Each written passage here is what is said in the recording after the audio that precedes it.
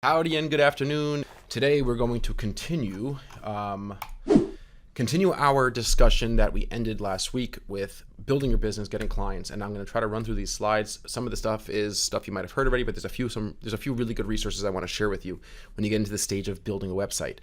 We ended last week. If you haven't watched part one of this series, I encourage you to watch part one. We talk about the first 3 to 6 months of your business, getting referrals from friends and family, getting your first clients, writing your first case studies. We're going to get more into the details of proper case study writing. Probably in the next lecture, maybe the lecture after, we'll see. But you've gotten your case studies, you've gotten reviews, you have a few clients you've worked on. They could all be friends and family. It doesn't matter because the public will not know that. And you're now ready to develop a very high quality professional online presence. And we ended last week's lecture by talking about how so many of you, so many websites, not you necessarily, but so many websites I've seen fall so far below the benchmark of professionalism and quality that's necessary to make a positive impact and to sign deals, especially if you want to start advertising through Facebook ads and through Google ads. I'm not going to spend a lot of time delving into the background of why your website should be of a high quality, why it has to meet a certain threshold of production quality and professionalism. There's a lot of statistics on that. I've given lectures on that, but just trust me at my word for now that this is important, okay? All right, so part 2, production quality and professionalism. There's 2 types of production quality when I refer to this idea of production quality. You need to meet a basic threshold of professionalism. That means when someone comes to your site, within half a second, a visitor should feel that this site was professionally made and professionally designed. That's an intuitive gut feeling a person's going to get, all right? That's what it comes down to. It's an intuitive gut feeling. There's no way to describe, a person typically is not even able to describe how or why specifically a website did not meet those thresholds for professionalism. This picture on the right probably could be improved quite a bit. Again, this is different because this is for a freelancer. And a lot of times if you're just doing lead gen, you're trying to get somebody to submit a form to give something away, whatever it may be, that level of professionalism is a lot less. We have to meet that basic feeling of production quality, which is why it's so important to start off with templates or copying another successful website, and I will get to that in a few slides. So you got to meet that basic threshold, right? So you have to have the content be legible. It's got to be spaced out properly. It has to have, heading 1s and heading 2s and a body copy and professional images, so on and so forth. Now, the second level of professionalism and production quality is it appropriate for your brand and what you're selling? Now, a company selling surfboards doesn't have to and shouldn't look exactly like a company selling baby grand pianos. There should be a different feel. A company selling surfboards should have a feeling of casual, laid back culture, whereas a company selling $100,000 grand piano should have a feeling of luxury and complexity and richness to it. So you have to think about that. Now, in our industry, if you're an agency and you're trying to get clients to pay you for your skill, your creativity, your intelligence, your knowledge, we have a high level of production quality. Our threshold for production quality is pretty high. It's got to look good, especially because there's a lot of other sites that your prospects will be evaluating that look really, really good.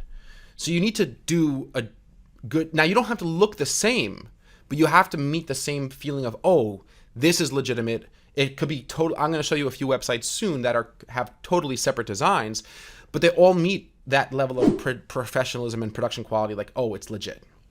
So that's super, super important.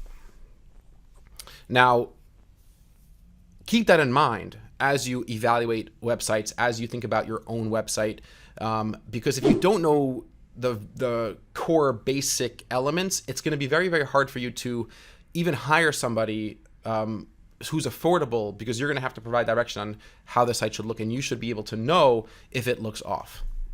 Now, what are the elements that lead to production quality? So to me, there's 3 things. Design, which refers to the color scheme and to the spacing and to the images used, and to the iconography, and to the size and placement of the call to action blocks, background images and video, all those elements is sort of part of design, and design is a big part of production quality. In fact, design is the first thing a person's going to emotionally evaluate the moment they land on your site. So you have to keep in mind that the design has to be top notch. The layout, that refers to navigability, how many different pages you have on your site, where your information is structured. Is it easy to find what you're looking for? Does the site feel complete? And the quality of information is the third tier down, is once a person begins to read your headlines, your subheadlines, your calls to action, and your copy, your body copy, is the writing of a high quality nature, grammatically correct, no spelling errors, and clearly communicating what it is you have to offer. So those are the three tiers of production quality from first to last. So the first thing a person sees right away when they land on your site is the site designed well?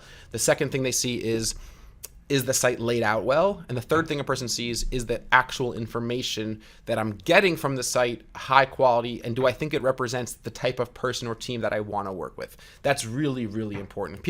I've had many times over the last few years where a client would tell us that they found us online and they were evaluating a lot of other agencies, but they just liked what our copy communicated about us as people. And that's important. And I'm going to talk about stealing from other companies. There's nothing wrong with stealing copy. Now, you can't plagiarize, but you could steal ideas, right? Totally. It's what I've done. It's what I've always done. I think there's less stealing on our site now because we've tested a lot of different things over the years, but certainly in the beginning, the first few years, was a lot of stealing and repurposing other copy that I liked that I found online. And it's just a formula that has worked for us. And I highly encourage you to do it. Okay, so to understand what leads to production quality, I would recommend go through a bunch of different sites. Do some Google searches for PPC agencies. Do Google searches for even e-commerce products. Do some searches for different services like legal services or accounting services or plumbing services or whatever. And start getting a familiar sense of, is this site good? Does it make me feel good? Does it make me feel like I trust the people? Evaluate design, layout, quality of information, and I would even recommend rating each of those sites on a scale of 1 to 10. And after you've been through 10, go back to the first one and see if you have any new insights and if you would change your rating. It's a really good exercise, and I encourage you to do it. Now, how do you begin? Like, okay, you understand these concepts, but what about yourself? Like, you want to build a site that really looks good. And I would also encourage you, even if you have a site, even if you've spent a good deal of time on your site, be willing to scratch it, delete elements, and go from the beginning. There's nothing wrong with doing that, okay? I really think that that's not too bad of an idea. I know this from like firsthand experience after spending like a huge amount of time, on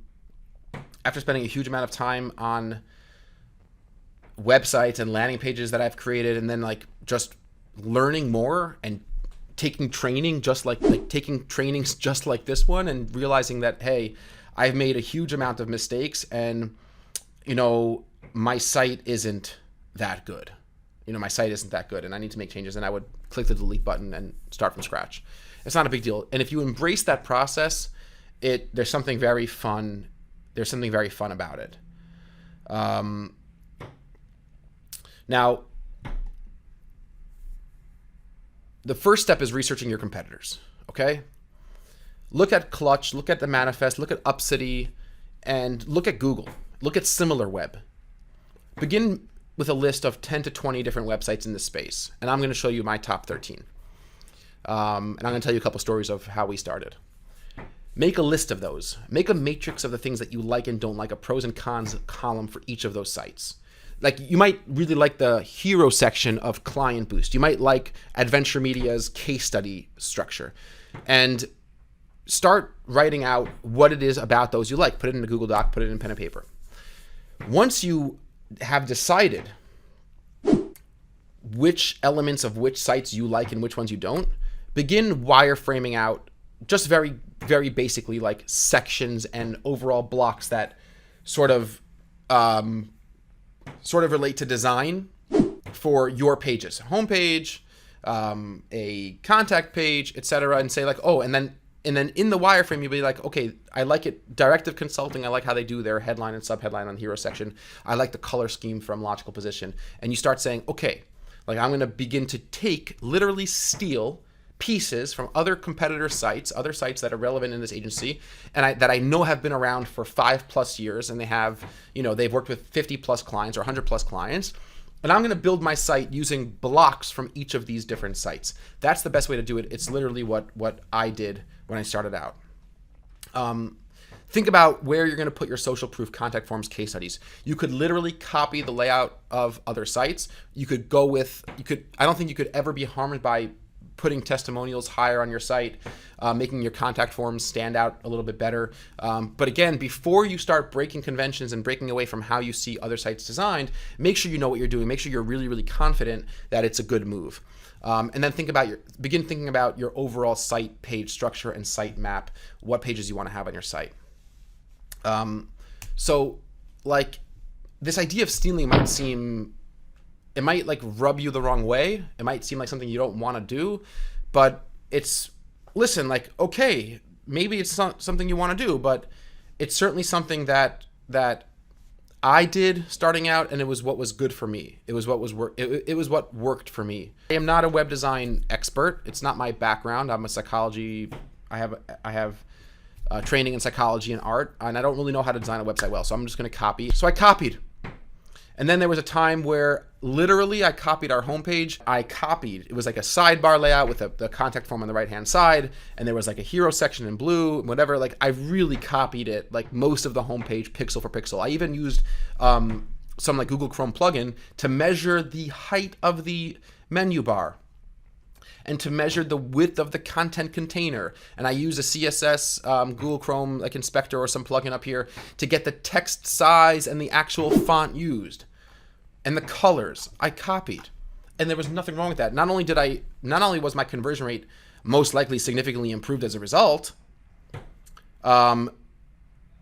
it taught me a lot about web design. Because by copying sites that are legitimate, again, of course, you have to be copying sites that are getting business, and you should be able to get a sense by looking at the top digital agencies that you see all the time, and looking at the different aggregator sites like Clutch, etc. You should be able to get a pretty good sense of what types of companies are doing business through their websites and which ones aren't. So you copy, right? You take a look at what you like and you copy. And I was using Squarespace to do it. I used Unbounce at some point, and I'm going to get into the platforms in a second. Okay, but that's what you do. You start taking a look. Now, I've made a list of 13 sites that I think you could start taking a look at. And these are ones that I've looked at all of these over the years. And in the beginning, before we did more of a custom redesign of our site, which we have now, I copied from them. So White Shark Media, Logical Position, Disruptive Advertising, Directive Consulting, Adventure Media. By the way, if you like anything on our site, let's go to our site. Feel free to copy. And I'm happy to. I would love to see. Show me. Send me if you copy from us and our layout or our structure. Send it to me. I'd be thrilled to see it. Okay, so there's nothing wrong with copying, and you could copy from us if you like what we have.